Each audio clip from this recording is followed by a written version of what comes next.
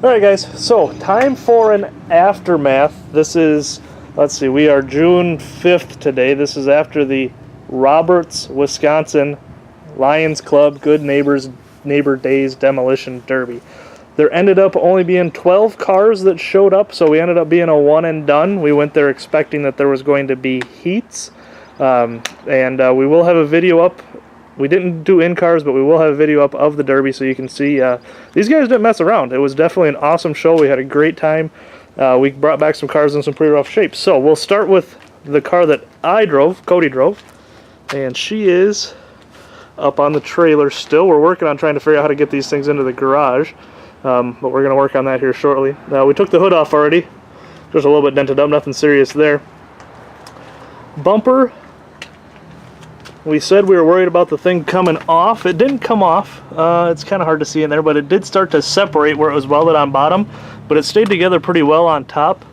It did start to fold up, actually bent those straps that we had that were just really there to try to hold the thing on anyway.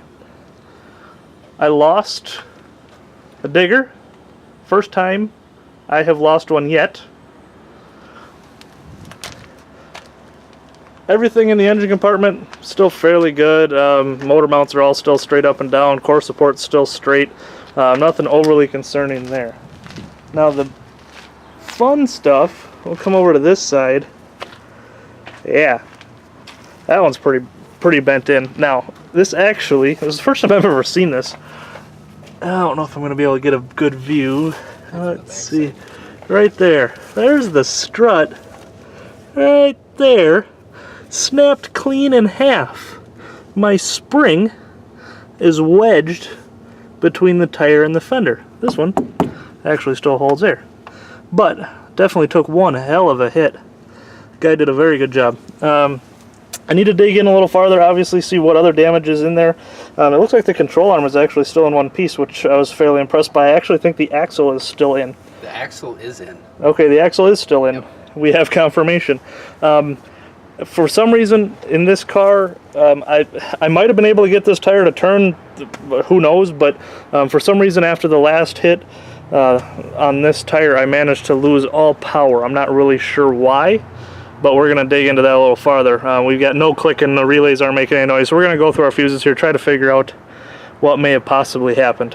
One thing I do want to look at on that strut when we pull the tire off is I'm wondering if it snapped where we tack welded it up. We could have possibly had a weld that was too hot. We did stick weld that. It was arc welded instead of MIG welded.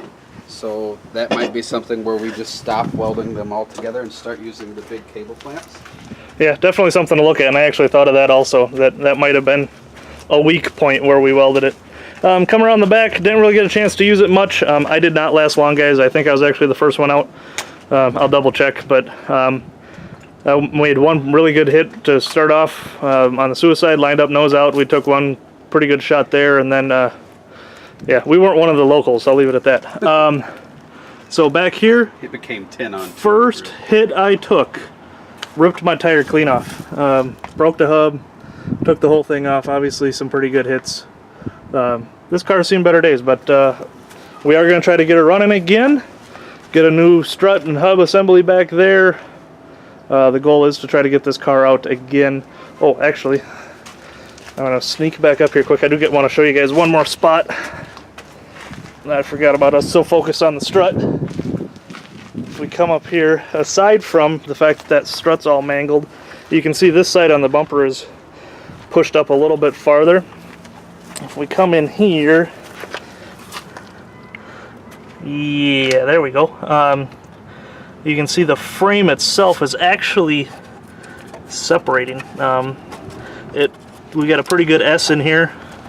She's in pretty rough shape, but the sub actually all stayed straight, which I thought was a little bit strange. Typically when I bend the front of these things, the sub goes with it. She went right. So there's the back of our bumper. Yeah, she went right where the bumper shot came to.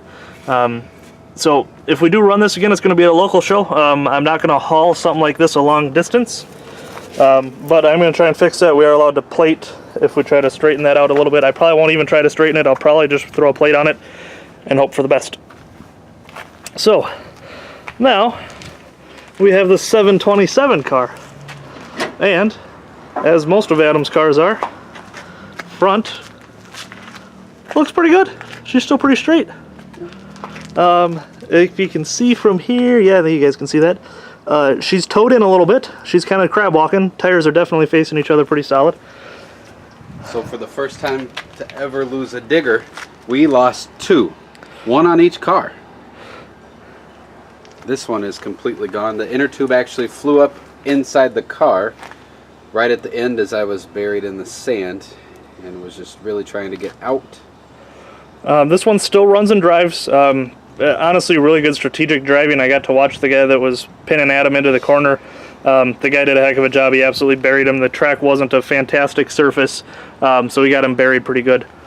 Frame on this one, she's all still pretty straight. Look, that bolt's still here, and it didn't do a dang thing. Yeah, that illegal bolt that they didn't really care about. Pretty good passenger door hit there. Again. Pretty good rear door hit. Oh, wait. Lost the rear tire. Oh, wait, no. This one was still on there. Oh, that yeah, one's still got a hub. Never mind. This one definitely came in the worst. We actually just took this tire off because we're going to try to drag this thing into the garage to see if we can do some work on it. This side's still good, but this had packed all the way in and was definitely into the rubber really bad. We haven't been able to get to where we could get a tire on that thing, so we've just got it set on the little dolly here. We're going to try to drag it into the garage. But take a look at that. The tucked trunk was not good to us. As much as I wanted to use that as a battering ram, that seemed to be the target everybody was aiming for on me right away.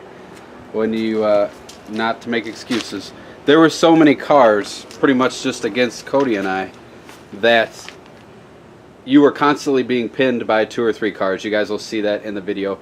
There wasn't a chance to make a ton of good hits. I will say we were taking a lot more than we were dishing out, not by choice. First time I've ever lost a rear tire. I don't know if that's because we ran full-size tires. I'd love to say that was the cause, but I don't honestly think it was, because that tire was fairly free. It was just a very good hit. Yeah, obviously we took a lot of hits. Yeah. Adam's got a nice see-through hole here. Nice hole in the driver door. Yeah. So that one. Yeah, he definitely took hits all the way around. And unfortunately, both of us getting off the track have now acquired sunroofs from while we were getting loaded. So this one we're going to try to get in the garage, and even with as bad as it is, guys, we are going to try to fix this one again to run at that local show, just because the front is still in such good shape. So the plan of attack now, first we're going to try to get into the garage. Then we're going to probably try to cut a couple holes here, put a chain through there, put a come-along up to the halo bar, and try to bend all of that stuff back up and just get it to kind of ball in. Then we'll 9-wire the hell out of it up to the roof on both sides and just try to really pull it together as well as possible. As long as we can get donuts on the back of it, we're going to take this to the Wausau 4th of July show and just see if we can find the way to convince Adam to drive forward with something so that we're not always trying to fix the ass end of his cars.